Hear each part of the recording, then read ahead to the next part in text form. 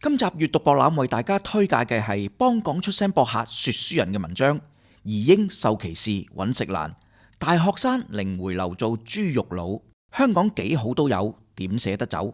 筆者對呢句廣告對白記憶猶新。當時正值80年代嘅移民潮，唔少人因為對回歸感到憂慮而選擇移民，但係更大部分人對香港有住深厚感情，唔會捨得離去。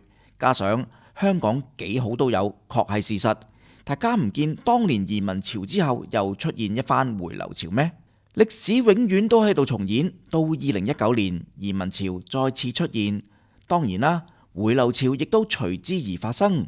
較早前，《星島日報》就訪問咗一名90後回流人士阿威，佢移居英國之後，雖然揾到一份調酒師嘅工作，但係就被同事白眼，被人歧視，而且要面對高昂嘅生活成本，每個月嘅人工僅足糊口。阿威明白到，就算堅持到攞到護照之後，生活都未必得到改善，所以2020年就決定回流香港。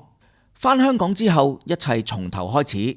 身為大學生嘅阿威，竟然選擇咗一個大家意想不到嘅行業，就係去街市做肉類分割員，即係大家俗稱嘅豬肉佬。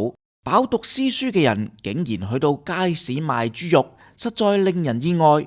不過阿威認為，人去到某啲位置就會願意放下身段、尊嚴同埋所見識嘅一切去生活。4年幾之後，佢已經自立門戶，擁有自己嘅肉檔。阿威表示喺外面見識過之後，會覺得而家嘅位置更加適合自己。而家佢更加清楚自己好中意香港，認為香港最好，家人、親情同埋友情都係無價嘅。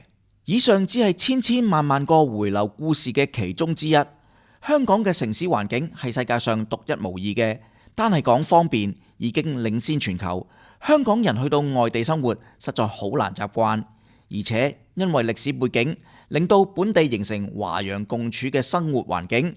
歧視問題相比外國少，香港人可以有尊嚴咁樣過活。就業方面，香港失業率較英國低，而且揾工作唔會好似英國咁有英人優先嘅問題，肯做嘅基本上都可以揾到嘢做。論治安，香港更加係好得令人感到安心。你好難想象得到，歐美等地方連喺街上面攞部手機出嚟掃兩掃都要小心翼翼，驚隨時會俾人搶。而論人權自由，筆者喺香港幾十年，從來未曾感覺到唔自由，未曾感覺到人權被剝削。相信所有住喺香港嘅人都會有咁嘅同感。所謂人權自由問題，根本就係外部勢力同埋黑暴創作出嚟嘅。呢一類破壞香港嘅人，先至係問題所在。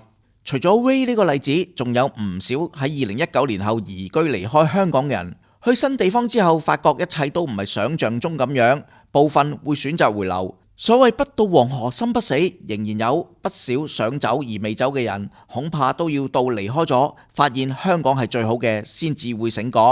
其實黑暴已經係6年前嘅事啦，好多黑暴謊言已經被揭破。點解仍然有人死牛一邊頸，仍然攬住過去嘅事，盲信謊言去做人呢？好多移居嘅故事已經話咗俾我哋聽，走並唔係想象中咁容易咁美好。